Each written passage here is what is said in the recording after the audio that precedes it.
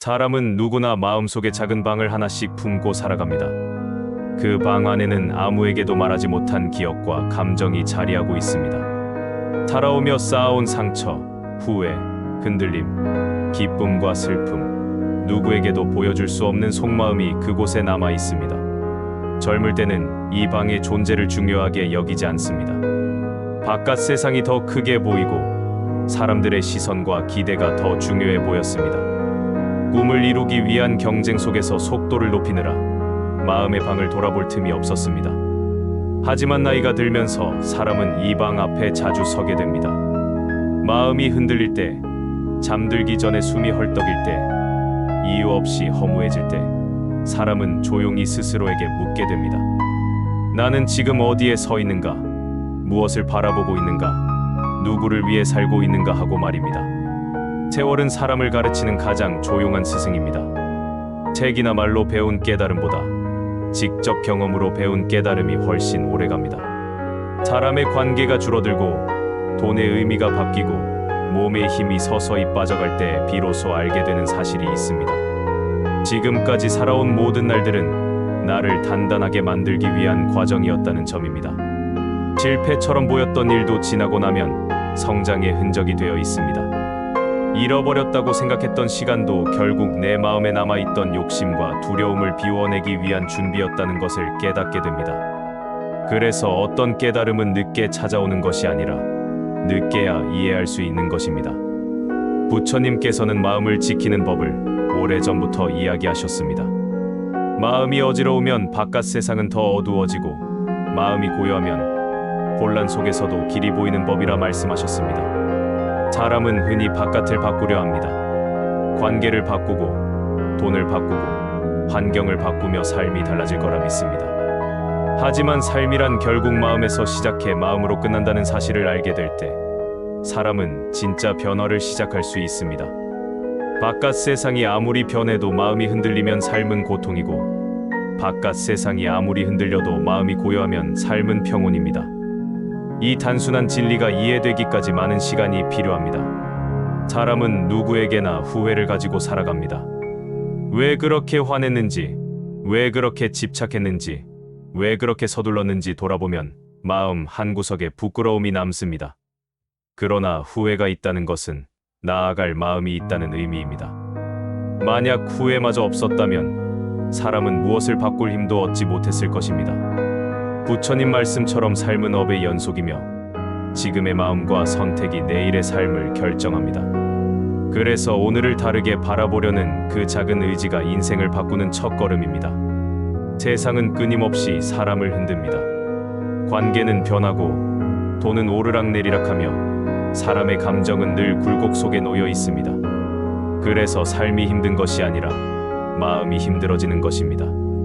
마음이 약해지면 작은 일에도 흔들리고 작은 말에도 상처받습니다. 반대로 마음이 강해지면 삶의 무게가 가벼워집니다. 이 마음의 방향을 바꾸는 것이 바로 깨달음입니다. 깨달음은 특별한 순간에만 오는 것이 아니라 일상의 숨 사이에 숨어 있습니다. 밥을 먹으며 느껴지는 고마움 속에도 있고 조용한 방 안에서 숨을 들이쉬는 순간에도 있습니다. 삶을 오래 살아보면 결국 알게 되는 진실이 있습니다. 많은 사람을 만나야 행복한 것이 아니며 많은 돈을 가져야 평온한 것도 아니라는 사실입니다. 사람은 결국 자신을 이해하는 만큼만 평온을 누릴 수 있습니다. 남의 기준을 빌려 살면 마음이 흔들리고 자신의 마음을 기준으로 살면 삶이 고요해집니다. 부처님께서 말씀하신 중도는 바로 이것입니다. 과하지도 부족하지도 않은 마음의 균형, 욕심에 치우치지도 무기력에 빠지지도 않는 상태, 바깥 소리에 흔들리지 않는 중심을 세우는 것입니다. 사람은 마지막 순간에 가서야 질문합니다. 무엇이 남았는가 하고 말입니다. 젊은 시절의 명함은 남지 않습니다. 관계의 숫자도 사라집니다. 돈의 크기도 바람처럼 지나갑니다. 남는 것은 결국 마음의 상태뿐입니다. 어떤 마음으로 살았는가? 어떤 마음을 품고 하루를 지나왔는가? 그 진실만이 마지막에 남습니다. 그래서 지금부터의 인생이 중요합니다.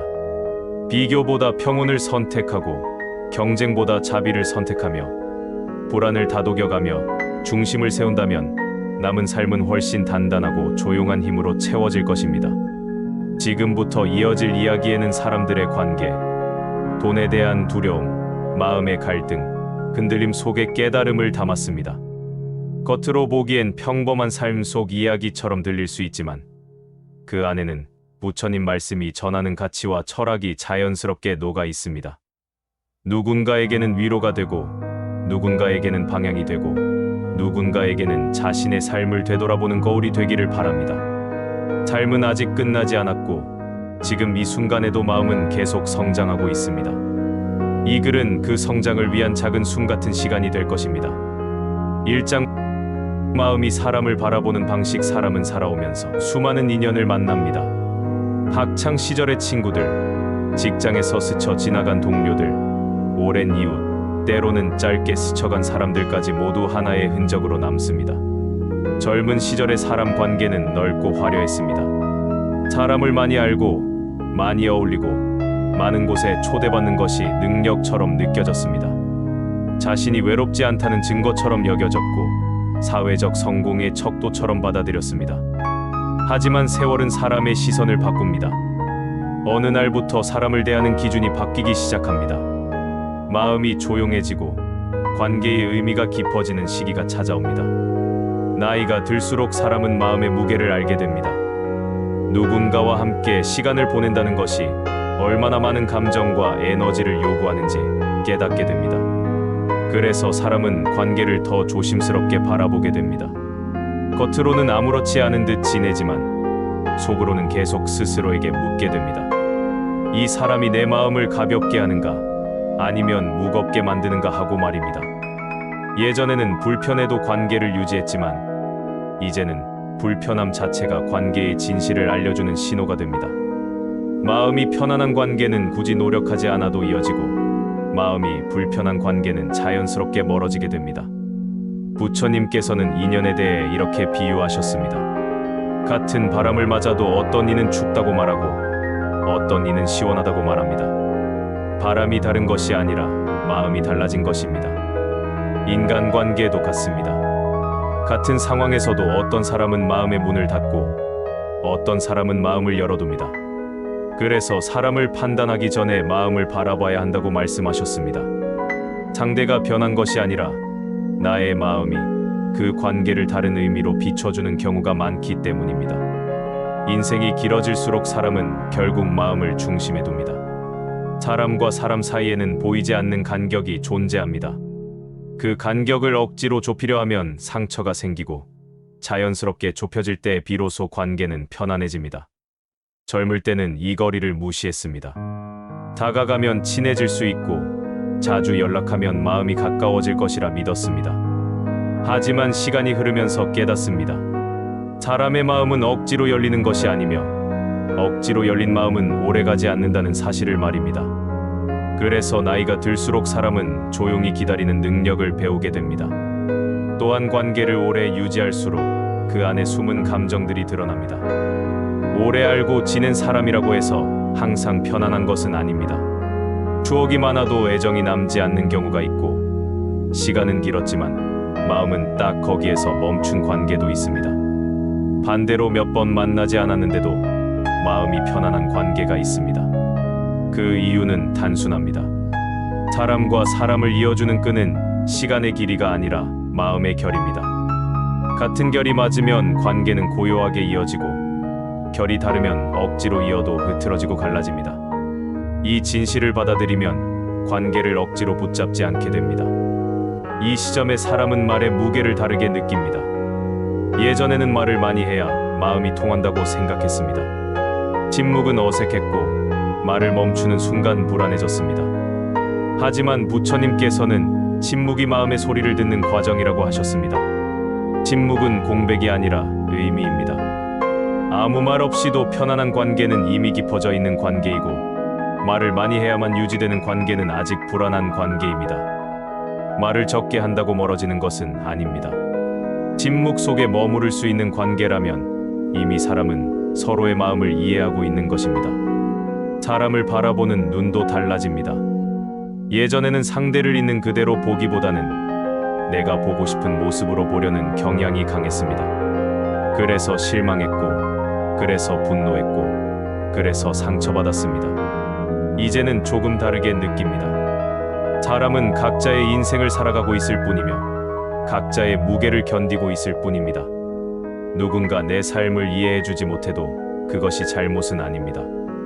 누군가 내 마음을 완전히 받아들이지 못해도 그것이 배신은 아닙니다. 마음이 넓어지는 과정은 결국 사람을 이해하려는 과정입니다. 이 이해가 이루어질 때 관계는 훨씬 부드러워집니다. 나이가 들수록 사람을 쉽게 평가하지 않게 됩니다. 예전에는 누가 옳고 누가 틀렸는지 판단하려 했습니다. 그러나 판단은 관계를 멀어지게 하고 이해는 관계를 이어줍니다. 부처님의 말씀처럼 모든 존재는 각자의 업을 지고 살아갑니다. 그 업의 결과로 행동하고 그 결과로 인연을 만들고 인연 속에서 마음을 변화시킵니다. 그러니 누군가를 판단한다는 것은 사실 그 사람의 삶 전체를 판단하는 것과 같습니다. 그것은 누구에게도 허락된 일이 아닙니다. 이 깨달음이 자리 잡으면 사람을 바라보는 태도가 부드러워지고 삶이 더 평온해집니다. 사람과의 관계를 내려놓는 것도 배웁니다. 누군가를 떠나보낸다는 것은 실패가 아니라 과정입니다. 관계는 필요할 때 피어나고 끝나야 할 때 사라집니다. 억지로 이어진 관계는 결국 마음의 짐이 되고 마음의 짐은 삶의 속도를 늦춥니다. 그래서 관계를 정리하는 시기는 반드시 필요합니다. 관계가 줄어들수록 외로워지는 것이 아닙니다. 관계가 정제될수록 마음이 편안해집니다. 인연의 수는 줄어도 인연의 깊이는 깊어집니다. 이것이 사람이 사람을 대하는 방식을 바꾸는 가장 큰 성장입니다. 그리고 무엇보다 중요한 깨달음은 관계를 바라보는 기준이 바깥에서 안쪽으로 이동한다는 점입니다. 예전에는 사람들이 나를 어떻게 바라보는지가 중요했습니다. 평가, 시선, 기대, 인정, 그런 것들이 관계의 중심에 있었습니다. 그러나 이제는 내가 나를 잃지 않는 것이 더 중요합니다. 상대에게 맞추는 것보다 나답게 살아가는 것이 더 중요하고 관계를 잃는 것보다 나를 잃는 것이 더 큰 문제라는 사실을 알게 됩니다. 부처님께서 말씀하셨습니다. 마음이 괴로우면 세상이 괴롭고 마음이 간다면 세상도 간다. 관계는 결국 마음의 그림자입니다. 사람이 달라지는 것이 아니라 마음이 다르게 비추는 것입니다. 이 진실을 깊이 이해할 때 관계는 더 이상 삶의 짐이 되지 않습니다. 오히려 삶을 지탱하는 조용한 울타리가 됩니다. 돈을 대하는 태도가 달라지는 순간 사람은 살아가며 돈을 통해 많은 감정을 배우게 됩니다. 젊을 때는 돈이 행복의 중심에 있다고 믿습니다. 돈을 모으면 불안이 사라지고 통장 잔고가 늘어나면 삶이 흔들리지 않을 거라 생각합니다. 하지만 시간이 지나면서 사람은 아주 깊은 질문과 마주하게 됩니다. 왜 돈은 더 생겨도 불안이 줄지 않는가? 왜 소유가 늘어가는데 마음은 가벼워지지 않는가 하는 문제입니다. 이 지점에서 사람의 시야는 달라지기 시작합니다. 돈은 삶을 지탱해주는 매우 중요한 도구입니다. 부처님께서도 생존을 유지하기 위한 물질의 가치를 부정하신 적이 없습니다. 돈이 있어야 밥을 먹고 집을 유지하며 가족을 지킬 수 있습니다. 하지만 이 도구를 삶의 중심에 놓을 때 문제가 시작됩니다. 돈이 목적이 되는 순간 마음은 계속해서 흔들립니다. 돈은 안정이 아니라 불안을 만들기도 합니다. 돈을 벌어본 사람은 이 말을 압니다. 돈은 적을 때 불안하지만 많아졌다고 안심되는 것도 아닙니다. 오히려 돈을 잃을까봐 두려워지고 더 벌어야 한다는 압박이 생기며 내가 가진 것을 지켜야 한다는 긴장이 마음을 조여옵니다. 젊을 때는 열심히 일하면 보상받을 것이라고 믿습니다. 하지만 세월이 흐르면 깨닫습니다. 노력은 결과를 완벽히 보장하지 않는다는 사실을 말입니다. 남보다 더 일해도 덜 벌 수 있고 준비를 많이 해도 기회가 오지 않을 때가 있습니다. 처음에는 억울합니다. 세상은 정의롭지 않고 인생은 공평하지 않다고 느껴집니다. 하지만 시간이 지나면 또 하나의 진실을 알게 됩니다. 세상이 공평하지 않기 때문에 오히려 사람은 겸손해진다는 사실을 말입니다. 모든 것이 노력의 결과라면 사람은 쉽게 오만해졌을 것입니다. 하지만 인생은 늘 예측할 수 없기에 사람은 자신을 돌아보고 감사와 겸손을 배우게 됩니다. 돈을 많이 벌었던 사람도, 돈을 잃어본 사람도 결국 같은 말을 합니다. 돈은 있어도 불안하고 없어도 불안하다고 말입니다. 그러면 질문이 생깁니다. 돈의 문제는 돈의 크기 때문인가? 아니면 돈을 바라보는 마음 때문인가? 부처님께서는 마음이 괴로우면 가진 것이 많아도 부족하게 보이고 마음이 고요하면 가진 것이 적어도 충족된다고 말씀하셨습니다. 이 말이 단순한 종교적 표현이 아니라 인생에서 확인되는 사실이라는 것을 사람들은 나이가 들며 비로소 이해합니다. 사람이 돈 때문에 관계를 망치는 이유도 여기에서 시작됩니다. 돈이 오가는 순간 그 안에는 말하지 못한 기대가 숨어 있습니다. 이 정도는 해주겠지. 친한 사이니까 괜찮겠지. 언젠간 나도 도움을 받을 수 있겠지. 이런 기대가 충족되지 않으면 마음은 서운함으로 변하고 서운함은 불신으로 바뀝니다. 돈이 오갈 때 관계가 더 가까워질 것 같지만 현실에서는 오히려 멀어지는 일이 많습니다. 돈은 사람의 본심을 가장 빨리 드러내는 영역이기 때문입니다. 이렇게 마음이 흔들리는 걸 경험하면 사람은 점점 기준을 세웁니다. 돈 문제에서 애매함은 선의가 아니라 충돌의 시작입니다. 돈을 빌려주고 말하지 못한 기대를 품고 기다리면 마음은 상처를 남깁니다.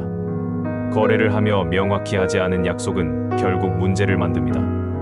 그래서 어떤 사람은 말합니다. 돈을 잃으면 돈만 잃으면 되지만 사람을 잃으면 더 많은 것이 무너진다고. 하지만 나이가 들면 또 하나의 다르게 보이는 진실이 있습니다. 돈 때문에 멀어진 관계는 애초에 건강한 관계가 아니었다는 점입니다. 관계가 돈을 견디지 못했다는 뜻은 마음이 이미 얇게 연결되어 있었다는 의미입니다. 충격을 견디지 못하는 관계는 오래 갈 수 없습니다. 그래서 돈 문제는 관계를 파괴하는 것이 아니라 관계의 본질을 드러내는 역할을 합니다. 부처님께서는 집착을 경계하셨습니다. 집착이 클수록 고통이 커진다고 말씀하셨습니다. 돈에 대한 집착 역시 마찬가지입니다. 돈을 지키기 위해 감정이 흔들리고 마음을 다치고 관계가 무너진다면 그것은 이미 도구가 주인을 삼킨 상태입니다. 사람은 돈의 주인이 되어야 합니다. 돈 때문에 기분이 변하고 감정이 휘둘리고 하루의 흐름이 결정되는 순간 마음은 이미 종속됩니다. 돈을 벌기 위해 하루를 바친다는 것은 괜찮습니다. 그러나 돈 때문에 마음을 잃으면 그것은 삶 전체를 잃는 것과 같습니다. 돈을 다루는 방식은 결국 마음을 다루는 방식입니다. 돈을 쓰는 태도, 돈을 벌려는 자세, 돈을 지키려는 방법을 보면 그 사람의 마음 구조가 보입니다. 허영을 위해 소비하는 사람은 자기 안에 빈 공간이 있습니다. 감당할 수 없는 소비를 반복하는 사람은 인정에 목말라 있습니다. 반대로 소박하게 쓰고도 만족하는 사람은 마음이 단단합니다. 검소함은 가난함의 표현이 아니라 마음이 흔들리지 않는다는 의미입니다. 또한 돈을 잃어본 사람은 배웁니다. 잃는 경험이 오히려 돈을 다루는 기준을 세워줍니다. 젊을 때 한 번 크게 잃은 사람은 이후에 무리하지 않습니다. 안정과 균형의 가치를 알게 되고 쉬운 이익이 위험하다는 것을 체감합니다. 그래서 부처님께서는 이렇게 말씀하셨습니다. 실패는 깨달음을 기다리는 시간이다. 돈의 실패도 마찬가지입니다. 잃었다는 사실은 고통이지만 그 고통이 삶의 방향을 바꿔줍니다. 어떤 사람은 그 실패 뒤에 겸손을 배우고 어떤 사람은 그 실패 뒤에 욕심을 덜어냅니다. 그 깨달음은 평생 남는 재산입니다. 사회가 말하는 성공 기준도 결국 허상임을 알게 됩니다. 높은 연봉, 큰 집, 비싼 차, 넓은 인간관계는 겉에서 보면 화려합니다. 하지만 그 화려함을 유지하려면 엄청난 에너지가 필요합니다. 삶은 축적이 아니라 유지의 싸움으로 변합니다. 유지의 무게가 쌓이면 행복은 사라지고 형태만 남습니다. 그래서 시간이 지나면 깨닫습니다. 삶의 목적은 화려함이 아니라 지속입니다. 오래가는 삶, 무너지지 않는 마음, 흔들리지 않는 일상이 가장 큰 행복입니다. 사람은 또한 돈 앞에서 정직해지는 법을 배웁니다. 젊을 때는 자신을 속이기 쉽습니다. 외모를 꾸미고 말로 포장하고 겉모습으로 인생을 설명할 수 있다고 믿습니다. 하지만 시간이 지나면 스스로에게 질문합니다. 내가 정말 원하는 것은 무엇인가? 돈으로 만족을 살 수 있는가? 마음의 평온은 어디에서 오는가? 대답은 결국 마음에서 나옵니다. 부처님 말씀처럼 모든 것은 마음이 만든 환상입니다. 돈이 많다고 평온한 것이 아니고 돈이 적다고 괴로운 것도 아닙니다. 마음이 흔들리면 세상이 흔들리고 마음이 고요하면 세상은 고요하게 보입니다. 이 깨달음이 깊어질 때 사람은 달라집니다. 더 이상 사람들이 말하는 성공을 따라가지 않습니다. 더 이상 타인의 기준에 흔들리지 않습니다. 돈이 인생의 전부가 아님을 이해하는 순간 사람은 자유를 얻습니다. 돈의 문제에서 벗어나려면 하나의 기준이 필요합니다. 돈을 삶의 중심이 아닌 삶을 지탱하는 도구로 바라봐야 합니다. 이 기준이 자리 잡히면 돈이 삶을 흔들지 못합니다. 마음이 돈보다 위에 있게 됩니다. 그러면 돈을 벌어도 욕심에 빠지지 않고 돈을 잃어도 자신을 잃지 않게 됩니다. 이것이 부처님 말씀의 핵심입니다. 마음이 중심에 있으면 외부 상황에 흔들리지 않습니다. 결국 말하고 싶은 진리는 단순합니다. 돈을 다루는 방식이 인생을 바꿉니다. 돈을 위해 살면 마음을 잃습니다. 마음을 위해 살면 돈의 의미가 달라집니다. 사람은 나이가 들며 이 진실을 천천히 그러나 확실하게 이해합니다. 돈이 좋아서가 아니라 돈 없이 살 수 없어서 돈을 다뤘던 시간이 길었기 때문입니다. 그래서 이제는 돈을 벌기보다 마음을 지키려 합니다. 이것이 삶의 후반을 살아가는 가장 지혜로운 태도입니다. 3장 삶이 흔들리는 순간 마음이 성장합니다. 사람은 누구나 한 번쯤 삶 전체가 흔들리는 순간을 맞이합니다. 계획했던 일들이 연달아 무너지고 믿었던 사람에게 상처를 받고 경제적인 문제까지 겹치는 시기가 찾아옵니다. 이 시기에는 자신이 살아온 모든 길이 틀린 것처럼 느껴지기도 하고 앞으로 가야 할 방향조차 보이지 않는 어둠 속에 서 있는 것 같은 마음이 듭니다. 부처님께서는 이런 순간을 두고 인생에는 반드시 비가 오는 계절이 있다고 말씀하셨습니다. 비가 오지 않으면 땅은 단단해질 수 없듯 흔들림 없는 삶은 성장 또한 이루어질 수 없습니다. 세상은 그런 방식으로 인간을 단련합니다. 삶이 흔들리는 시기는 갑작스럽게 찾아오는 경우가 많습니다. 누군가는 건강 문제로, 누군가는 관계 문제로, 누군가는 돈 문제로 무너집니다. 그리고 많은 사람들은 자신만 그렇게 흔들린다고 생각합니다. 하지만 진실은 그렇지 않습니다. 흔들리지 않은 인생은 없습니다. 다만 흔들림을 말하지 않을 뿐입니다. 사람들은 자신의 상처는 드러내고 싶지 않으며 세상은 남들의 무너짐에 관심을 갖지 않기 때문에 보여지지 않는 것뿐입니다. 그래서 우리는 오랫동안 착각 속에서 살았습니다. 남들은 괜찮아 보이고 나만 힘든 것 같았던 그 감정 속에서 말입니다. 하지만 그 착각이 사라지는 순간 사람은 비로소 위안을 얻습니다. 삶이 흔들릴 때 가장 먼저 변화가 나타나는 곳은 마음입니다. 불안이 밀려오고 두려움이 생기고 자신감이 떨어집니다. 미래에 대한 생각이 작아지고 지금 이 자리에서 버티는 것만으로도 벅차게 됩니다. 어제까지 당연하게 여겼던 생활이 하루아침에 낯설어지고 평범했던 일들이 갑자기 무거워집니다. 몸에 힘이 빠지고 작은 말에도 상처받고 잠이 오지 않는 밤을 보내게 됩니다. 그러나 이런 마음의 흔들림은 실패가 아니라 과정입니다. 부처님께서는 마음을 물결에 비유하셨습니다. 바람이 불면 물결이 흔들리고 바람이 멈추면 다시 평온해진다고 말씀하셨습니다. 흔들린다고 해서 물이 변하는 것이 아니라 본래의 성질 그대로 남아있는 것입니다. 인간의 마음도 이와 같습니다. 흔들리는 것은 마음이 아니고 흔들리는 것은 마음 위에 얹힌 생각과 감정입니다. 삶이 흔들릴 때 사람은 자신을 탓합니다. 왜 이렇게 살았는지, 왜 그런 선택을 했는지, 왜 계속 실패가 이어지는지 후회하게 됩니다. 하지만 후회는 결과를 바꾸지 않습니다. 과거는 이미 지나갔고 지나간 시간은 되돌릴 수 없습니다. 부처님께서는 후회를 끊으라고 말씀하지 않으셨습니다. 다만 후회를 사용하라고 하셨습니다. 후회는 과거를 고치는 도구가 아니라 현재를 바꾸는 도구입니다. 후회를 통해 다시는 같은 실수를 반복하지 않겠다는 다짐만 남기면 됩니다. 그 외의 후회는 짐일 뿐입니다. 삶이 흔들리는 순간 사람은 바깥보다 안쪽을 바라봅니다. 관계가 무너지면 사람은 스스로를 들여다보고, 돈이 흔들리면 선택을 되돌아보고, 마음이 흔들리면 존재 자체를 다시 정의하게 됩니다. 이런 경험이 쌓여 사람은 깊어집니다. 깊어진다는 것은 단순히 나이가 든다는 의미가 아니라 견딤의 깊이가 생긴다는 의미입니다. 예전에는 버티지 못했던 감정도 지금은 버텨내고, 예전에는 큰 문제처럼 느껴졌던 일도 이제는 삶의 한 부분으로 받아들입니다. 이 과정 속에서 마음은 단단해지고, 시야는 넓어지고, 감정은 조용해집니다. 삶이 무너지는 순간 가장 크게 보이는 진실은 모든 것이 영원하지 않다는 점입니다.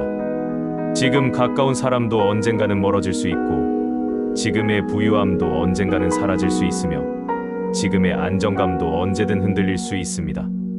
그러나 이 불안정함이 삶을 더 풍요롭게 만듭니다. 영원하지 않기 때문에 순간이 소중하고, 지속되지 않기 때문에 현재가 의미가 있습니다.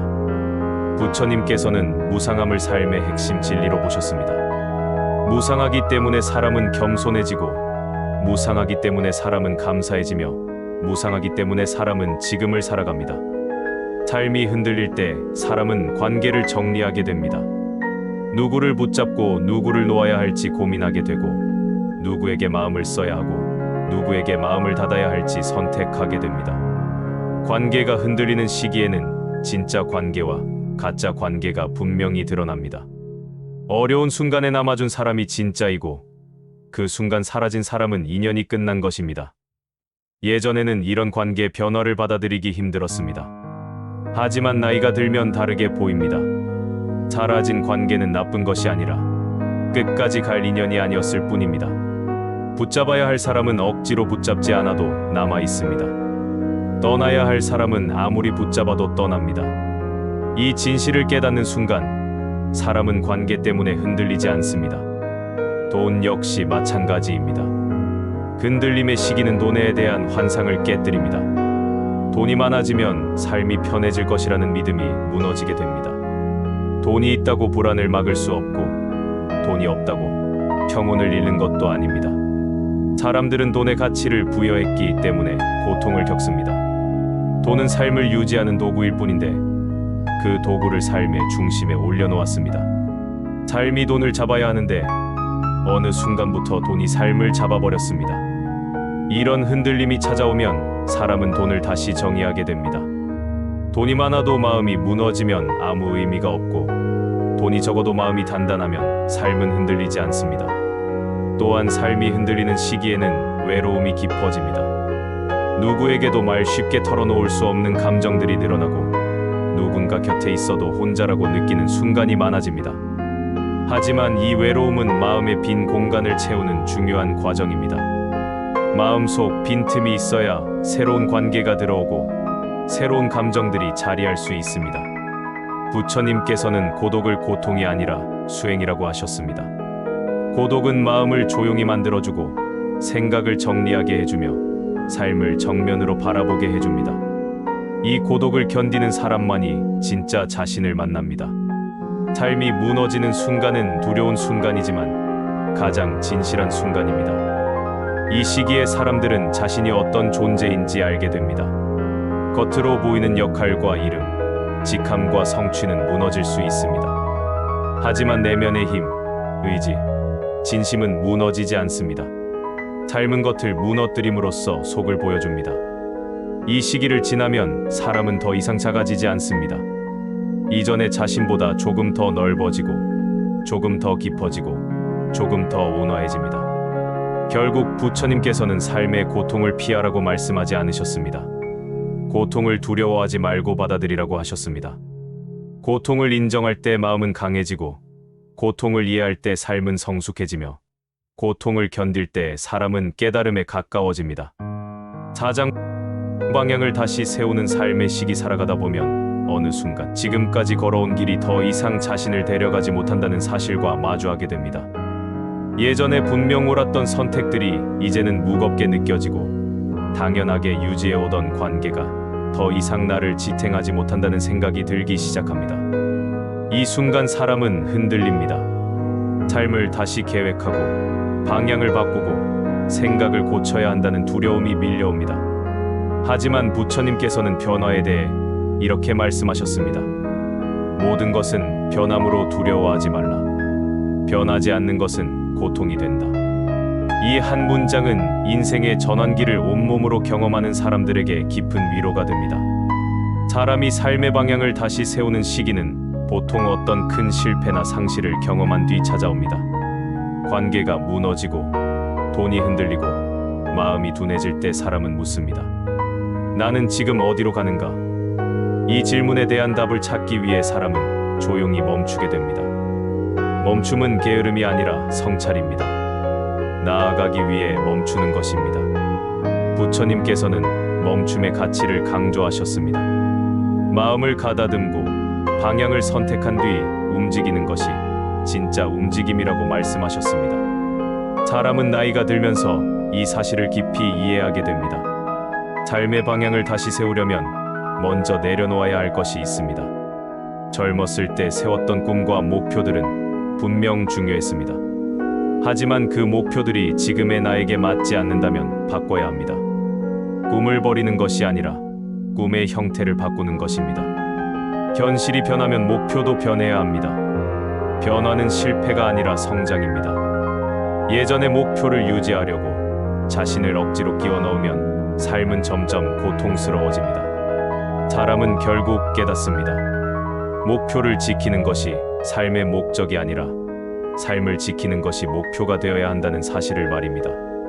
또한 이 시기에는 선택의 기준이 달라집니다. 젊을 때는 기회를 넓히기 위해 많은 일을 벌이려 했습니다.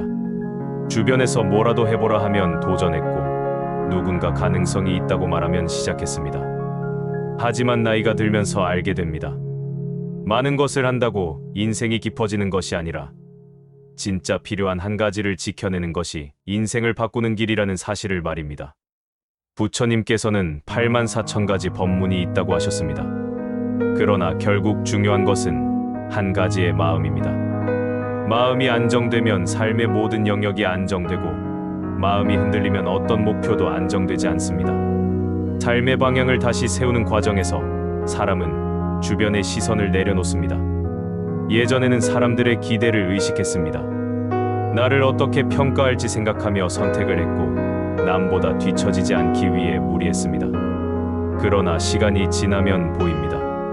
사람들은 나에게 관심이 많지 않고 관심이 있다고 해도 오래 남지 않는다는 사실을 말입니다. 그래서 이제는 타인의 시선 대신 자신의 평안을 선택하게 됩니다. 남들을 만족시키기 위해 살았던 삶에서 벗어나 자신을 만족시키기 위한 삶으로 방향을 바꾸는 것입니다. 이것은 이기심이 아니라 진실함입니다. 삶의 방향을 바꾸려면 반드시 마주해야 하는 또 하나의 진실은 욕심입니다. 욕심은 늘 사람을 끌고 갑니다. 더 가져야 하고, 더 보여줘야 하고, 더 인정받아야 한다는 생각이 마음을 흔들어 왔습니다. 하지만 부처님께서는 욕심을 내려놓아야 마음이 자유로워진다고 하셨습니다. 욕심을 내려놓는다는 것은 아무것도 바라지 않는다는 뜻이 아니라 삶의 흐름을 억지로 조절하지 않겠다는 의미입니다. 사람은 욕심을 비울수록 마음의 공간이 넓어지고 마음의 공간이 넓어질수록 삶의 속도가 자신에게 맞아지기 시작합니다. 이 시기에는 일상의 의미가 달라집니다. 예전에는 특별한 일이 있어야 하루가 기억되었습니다. 여행, 모임, 성취, 수입 등 눈에 띄는 사건들만이 삶의 기준이 되었습니다. 하지만 이제는 조용한 하루가 소중해집니다. 아무 일 없는 하루가 감사해지고 평범한 아침밥이 선물이 되고 가족과의 작은 대화가 기쁨이 됩니다. 부처님의 말씀 중에 이런 구절이 있습니다. 가장 큰 기적은 평범한 하루이다. 사람은 오래 살아보면 이 말을 이해합니다. 평범한 하루를 잃어본 사람만이 평범함이 얼마나 큰 축복인지 압니다. 또한 이 시기에는 삶의 속도를 바꿉니다. 빠르게 달리는 것이 능력이 아니며 무조건 열심히 하는 것이 정답이 아님을 깨닫습니다. 삶은 속도가 아니라 방향입니다. 아무리 빠르게 달려도 잘못된 길이라면 멀어집니다. 반대로 느리더라도 방향만 맞으면 결국 도착합니다. 그래서 사람은 자신의 속도보다 방향을 먼저 점검합니다. 이 과정에서 많은 계획이 멈추고 많은 일정이 사라지고 많은 욕심이 내려놓아집니다. 그리고 나서야 삶이 고요해지고 질서가 생깁니다. 삶의 방향을 다시 세우는 과정은 때로 두렵습니다. 지금까지 걸어온 길을 부정해야 할 것 같고 많은 시간과 노력이 허무하게 느껴질 수 있습니다. 하지만 부처님께서는 지혜를 이렇게 정의하셨습니다. 과거를 탓하지 말고 미래를 두려워하지 말며 현재를 바라보라. 삶의 방향을 바꾸려면 과거를 인정해야 합니다. 그때는 그것이 최선이었다는 이해가 필요합니다. 그 시절의 선택을 부끄러워하지 않는 순간 미래의 길이 열립니다. 이 전환기의 삶에서 사람은 자신에게 묻습니다. 나는 지금 무엇을 위해 사는가? 사람들의 인정인가? 돈인가? 아니면 마음의 평온인가? 이 질문에 대한 대답은 단순해야 합니다. 마음의 평온입니다. 평온이 없으면 모든 목표는 흔들리고 평온이 있으면 어떤 실패도 견딜 수 있습니다. 인생에서 정말 중요한 것은 화려한 성취가 아니라 오늘 잠들기 전 가슴이 조용한가 하는 문제입니다. 삶의 방향을 다시 세우면 관계, 일, 돈, 감정이 모두 조정됩니다. 쓸데없는 갈등이 사라지고 감정의 낭비가 줄어들고 허무한 경쟁이 떠나갑니다. 목표는 줄어들지만 집중력은 높아지고 계획은 단순해지지만 마음은 깊어집니다. 이런 변화는 하루아침에 이루어지지 않습니다. 그러나 누군가가 이 길을 걸어가기 시작하면 삶이 조용히 변합니다. 남들은 눈치채지 못할 수도 있지만 마음은 알고 있습니다. 지금 나는 나답게 살고 있다고 말입니다. 결국 진실은 단순합니다. 삶은 지켜내는 과정이며 방향을 바꾸는 것은 두려움이 아니라 지혜입니다. 변화는 패배가 아니며 멈춤은 끝이 아닙니다. 멈춰야 보이는 풍경이 있고 내려놓아야 잡히는 가치가 있습니다. 부처님께서 말씀하신 중도는 인생 후반의 답입니다. 과하지 않게, 무리하지 않게, 그러나 포기하지 않고 한 걸음씩 나아가는 삶입니다. 이 중도가 자리 잡히면 삶은 더 이상 흔들리지 않습니다. 오장 붙잡아야 할 것과 놓아야 할 것을 아는 순간 삶은 가벼워집니다. 삶을 새롭게 바라보는 시점에 이르면 사람은 자연스럽게 두 가지 질문을 떠올립니다. 이제 무엇을 붙잡아야 하며 무엇을 놓아야 하는가 하는 질문입니다. 이 질문은 단순한 선택이 아니라 존재의 문제입니다. 무엇을 붙잡는지가 곧 어떤 삶을 살 것인가를 결정하고 무엇을 놓는지가 어떤 마음으로 살아갈 것인가를 결정하기 때문입니다. 부처님께서는 집착을 놓으라는 가르침을 반복하셨습니다. 하지만 그 말씀은 무조건 비우라는 뜻이 아닙니다. 버려야 할 것은 욕망과 환상이고 붙잡아야 할 것은 지혜와 자각입니다. 이 균형을 이해한 순간 삶은 새로운 형태로 굳어집니다. 살아온 시간 동안 사람은 셀 수 없이 많은 것을 붙잡아 왔습니다. 관계를 붙잡고 돈을 붙잡고 성공을 붙잡고 인정과 칭찬을 붙잡고 살아왔습니다. 하지만 어느 순간 이 모든 것이 삶을 지탱하는 힘이 아니라 삶을 무겁게 하는 짐으로 변합니다. 삶이 무너지는 시기, 흔들리는 시기, 방향을 잃어버리는 시기를 지나고 나면 사람은 느낍니다. 붙잡아야 할 것은 그 많은 것들이 아니라 아주 소수의 본질들이라는 사실을 말입니다. 이 시기에 이르면 사람은 처음으로 마음의 정리를 시작합니다. 무엇보다 먼저 내려놓아야 할 것은 과거의 나입니다. 과거의 성공, 과거의 실수, 과거의 자존심, 과거의 목표를 움켜쥔 채 지금을 살면 사람은 발전하지 못합니다. 과거는 학습이어야 하고 짐이 되어서는 안 됩니다. 부처님께서 말씀하셨습니다. 지나간 일은 지나가게 하라. 그것이 현재를 더럽히게 하지 말라. 이 깨달음은 단순한 문장이 아닙니다. 삶 전체를 바꾸는 말입니다. 또 내려놓아야 할 것은 타인의 기대입니다. 사람들은 오랜 시간 타인의 기대 속에서 자신을 조정하며 살아왔습니다. 부모의 기대, 배우자의 기대, 자녀의 기대, 사회의 기대에 맞추며 자신의 모습을 바꾸었습니다. 젊은 시절에는 이런 노력이 필요했습니다. 살아남기 위해, 사회의 자리를 만들기 위해, 인정과 신뢰를 얻기 위해 많은 역할을 수행해야 했습니다. 그러나 이제 깨닫습니다. 타인의 기대를 충족시키는 삶은 끝이 없다는 사실입니다. 아무리 노력해도 누군가는 실망합니다. 아무리 잘해도 이해받지 못하는 순간이 있습니다. 이 사실을 인정하는 순간, 사람은 마음을 내려놓습니다. 이제는 타인의 평가보다 스스로의 평화를 붙잡습니다. 이것이 삶을 지키는 첫걸음입니다. 삶을 가볍게 만들기 위해 놓아야 할 것 중에는 비교도 있습니다. 비교는 끝이 없습니다. 나보다 부유한 사람은 항상 있고, 나보다 성공한 사람도 항상 있으며, 나보다 행복해 보이는 사람도 존재합니다. 비교는 마음에 구멍을 냅니다. 아무리 많은 것을 가져도 남과 비교하면 부족해지고, 아무리 잘해도 비교하면 실패처럼 느껴집니다. 하지만 부처님께서는 말씀하셨습니다. 남과 비교하는 마음은 스스로를 가두는 감옥과 같다. 이 감옥에서 벗어나는 방법은 비교의 기준을 받기 아니라 자신에게 두는 것입니다. 오늘의 내가 어제보다 조금 더 단단해졌는가? 마음이 조금 더 가벼워졌는가?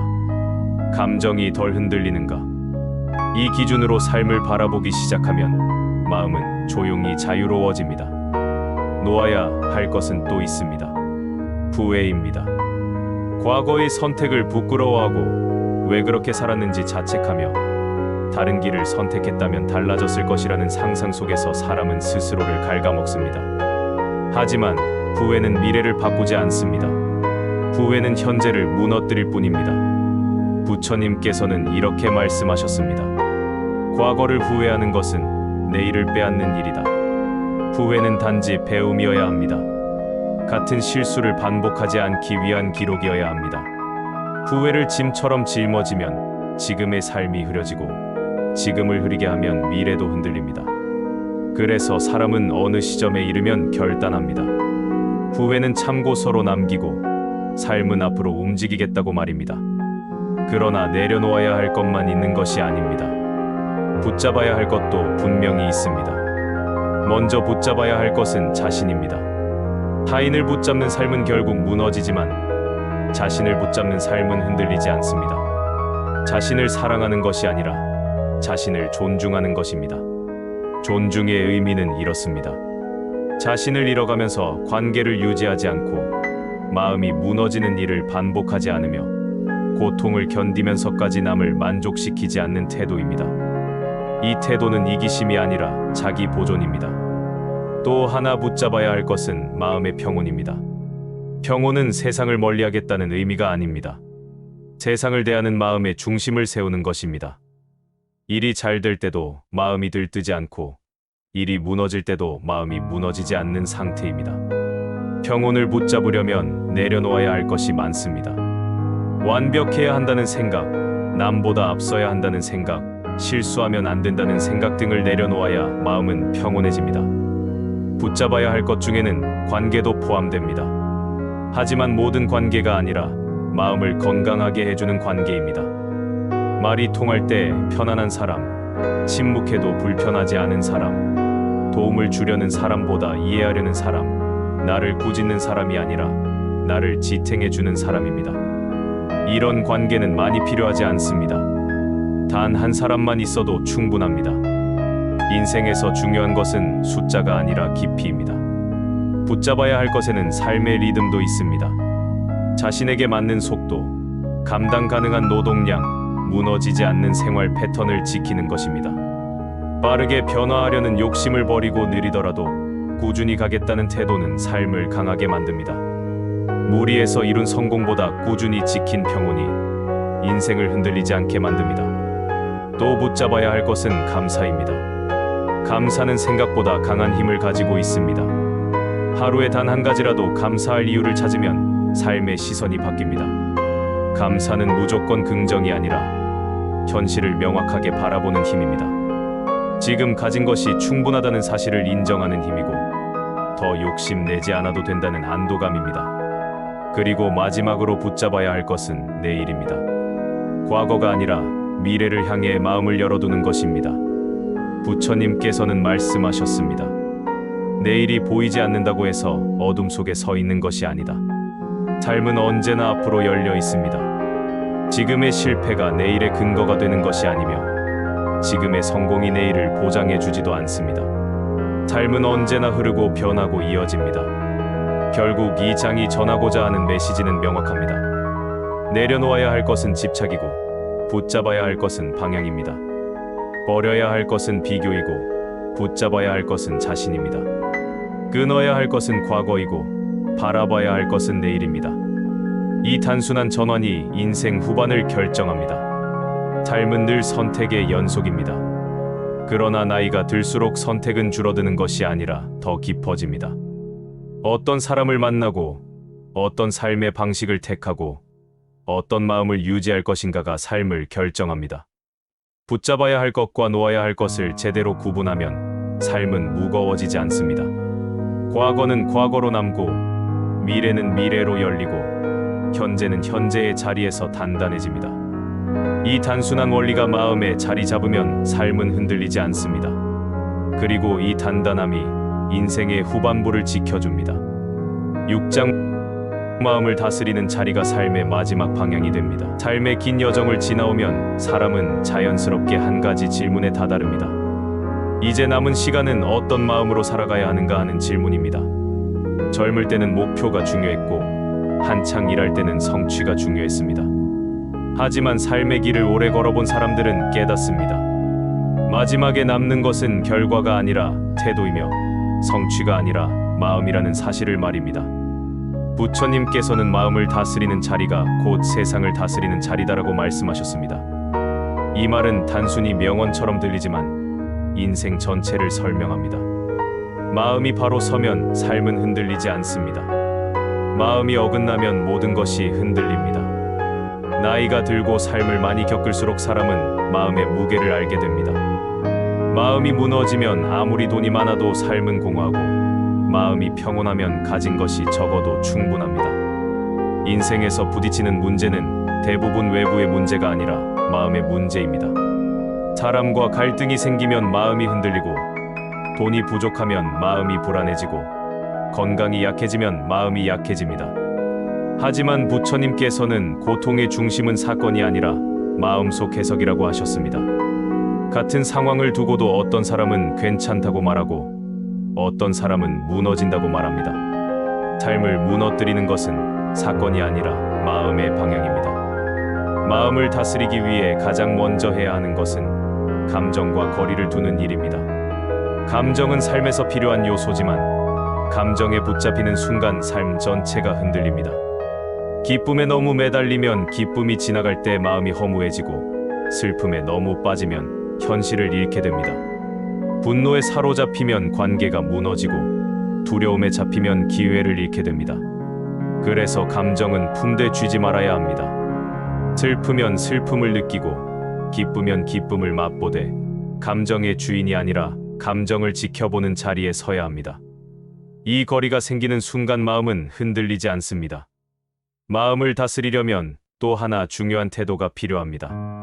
바로 침묵입니다. 침묵은 외면이 아니라 통찰입니다. 말이 많아질수록 오해가 생기고 감정이 섞일수록 갈등이 커집니다. 반대로 마음속을 가라앉히고 침묵 속에 앉으면 생각이 정리됩니다. 부처님께서는 침묵을 지혜의 거울이라고 하셨습니다. 침묵 속에서 사람은 자신을 만나고 자기 마음속의 소란을 바라보고 삶의 방향을 정확히 볼 수 있습니다. 특히 인생 후반부에는 말이 줄어들고 생각이 많아집니다. 이것은 늙어서가 아니라 깊어져서 생기는 현상입니다. 깊어진 사람은 말로 자신을 증명하지 않습니다. 말 대신 삶이 말하게 됩니다. 마음을 다스리는 과정에서는 욕심과 두려움이 가장 큰 장애물이 됩니다. 욕심은 끝이 없습니다. 더 많이 가지려 하고, 더 인정받으려 하고, 더 편안해지려 합니다. 그러나 욕심이 커질수록 마음은 좁아집니다. 자신이 가진 것을 보지 못하고 부족한 것만 바라보게 됩니다. 두려움도 같습니다. 두려움은 미래를 앗아가는 마음의 그림자입니다. 아직 오지 않은 일을 걱정하며 현재를 놓치게 합니다. 하지만 욕심과 두려움은 모두 마음속에서 만들어진 허상입니다. 욕심을 내려놓으면 지금 가진 것이 보이고 두려움을 내려놓으면 내일도 견딜 수 있다는 믿음이 생깁니다.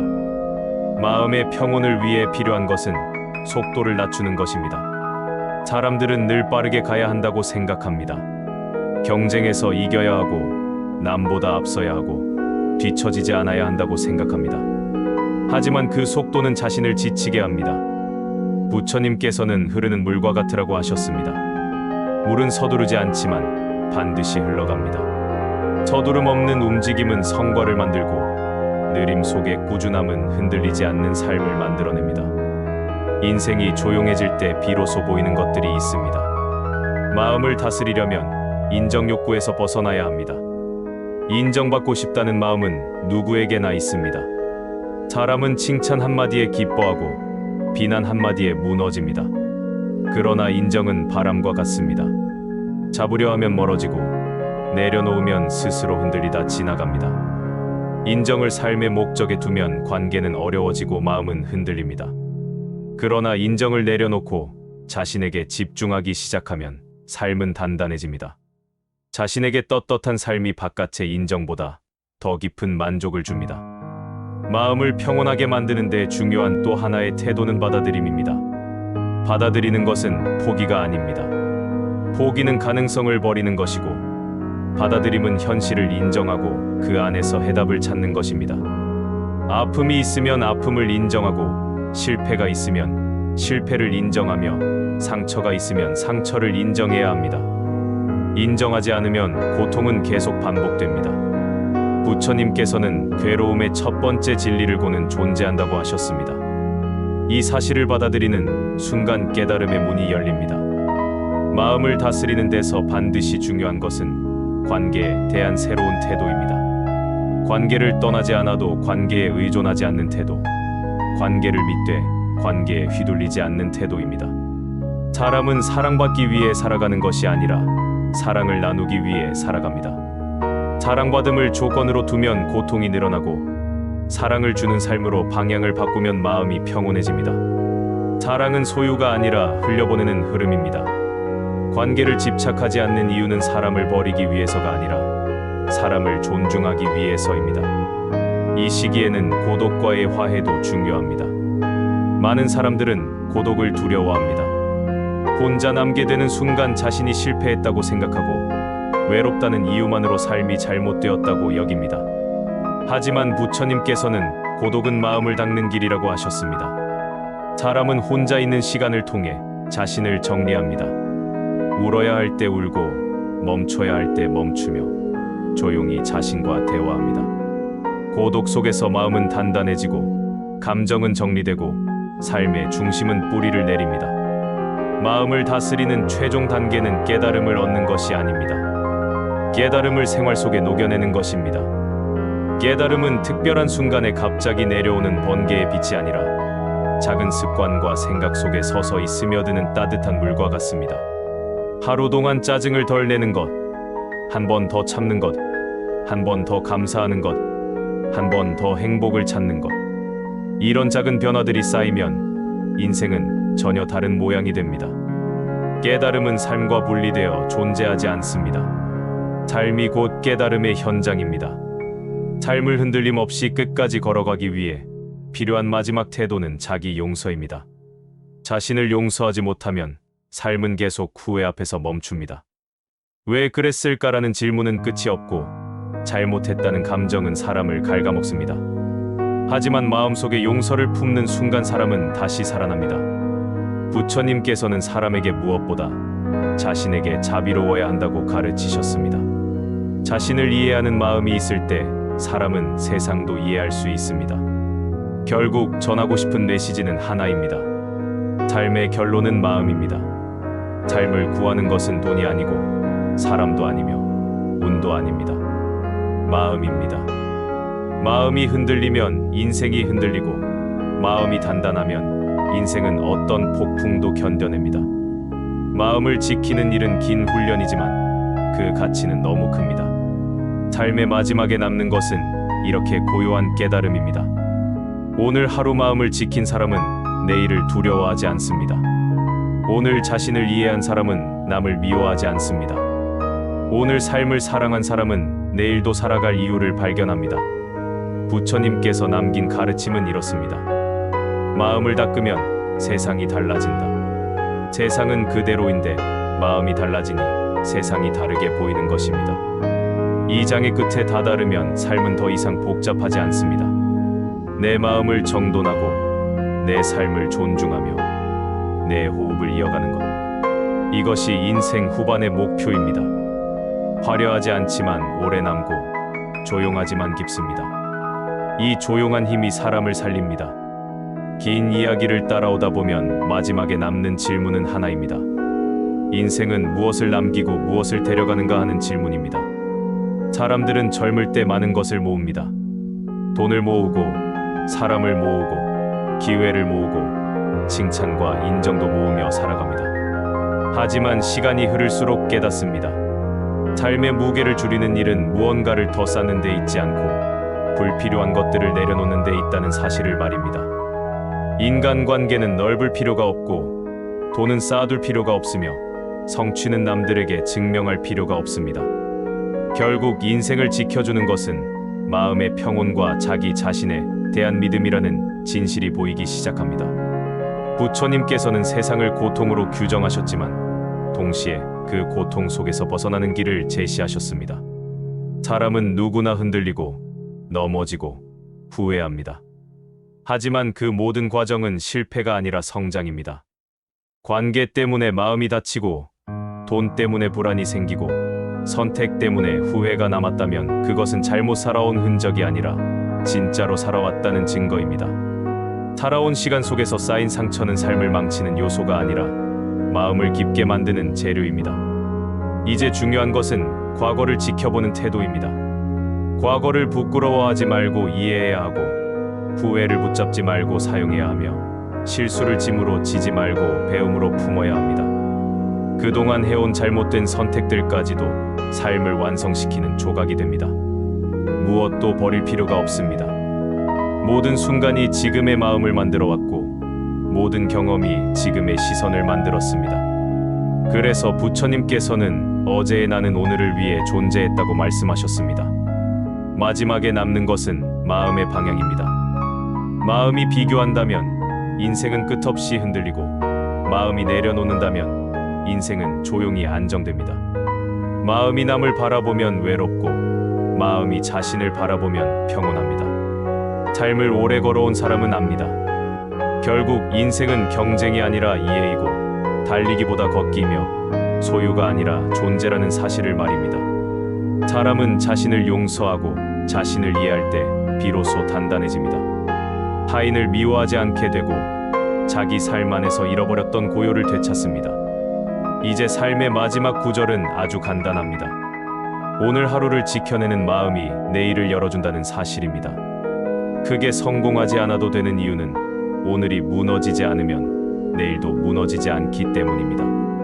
완벽할 필요가 없는 이유는 완벽을 추구하다 삶을 놓치는 경우가 너무 많기 때문입니다. 내 마음을 지키는 삶은 화려하지 않지만 오래갑니다. 이 고요한 길을 따라가다 보면 어느 순간 삶이 달라져 있습니다. 관계가 줄어들어도 불안하지 않고 돈이 완벽하지 않아도 흔들리지 않는 내 마음이 서 있습니다. 부처님께서는 세상을 바꾸려 하지 말고 마음을 바꾸라고 하셨습니다. 마음을 바꾸면 세상이 바뀌어 보이고 세상이 달라지면 삶 전체가 다른 의미를 가집니다. 이 이야기를 듣는 사람들도 언젠가 깨닫게 될 것입니다. 지금의 고민과 흔들림이 사라지지 않아도 괜찮다는 사실을, 지금의 고통이 나를 성장시키는 과정이라는 사실을, 지금의 불안이 새로운 길을 여는 문이라는 사실을 말입니다. 결국 삶을 지켜주는 것은 마음의 평온, 작은 감사, 한 번 더 나를 이해하려는 태도입니다. 상대를 탓하지 않고 과거를 부정하지 않고 내일을 두려워하지 않는 마음이 인생 전체를 바꿉니다. 오늘 잠들기 전 가슴이 조용하다면 그 하루는 성공한 하루입니다. 이 고요함을 이어가는 사람이 결국 인생을 지켜냅니다. 이 이야기는 화려하지 않아도 됩니다. 대신 오래 남아야 합니다. 듣는 이들의 마음속에 조용히 내려앉아 힘들 때 떠오르고 흔들릴 때 붙잡을 수 있는 작은 문장이 되면 충분합니다. 인생 후반을 지나가는 모든 이들은 압니다. 인생의 진짜 가치는 크고 높은 곳이 아니라 깊고 고요한 자리에서 발견된다는 사실을. 이제 당신도 그것을 알고 있습니다.